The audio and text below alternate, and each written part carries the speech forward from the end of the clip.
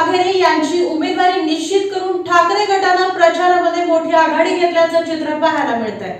मावळ लोकसभा मतदारसंघातून ठाकरे गटाची उमेदवारी निश्चित होताच माजी महापौर संजोग वाघेरे यांनी पक्षातील पदाधिकाऱ्यांसह विरोधकांच्या गाठीभेटी घेण्यास सुरुवात केली आहे।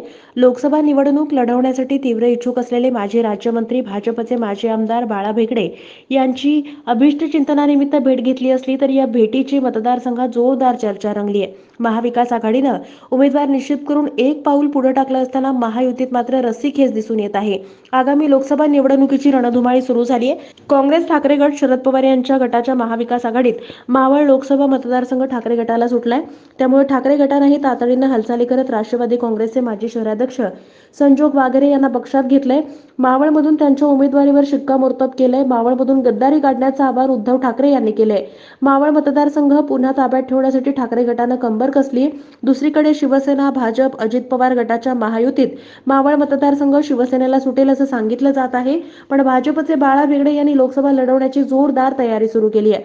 वाढदिवसानिमित्त मावळ तालुक्यासह संपूर्ण लोकसभा मतदारसंघात भावी खासदार असा मजकूर असलेले भेगडे यांचे फलक झळकले होते। पिंपरी चिंचवडमध्ये पहिल्यांदाच भेगडे यांचे फलक झळकले। भेगडे यांनी जोरदार केलेल्या वातावरणामुळे महायुतीत मावळची जागा नेमकी कोणत्या पक्षाला सुटणार याबाबत तर्कवितर्क लढवले जात आहेत।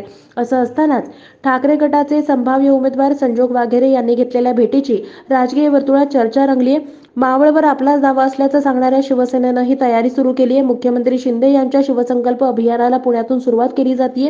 मावळ लोकसभा मतदारसंघातील कार्यकर्त्यांचा मेळावा मुख्यमंत्री शिंदे यांच्या उपस्थितीत शनिवारी मुकाई चौक किवळे येथे होणार आहे।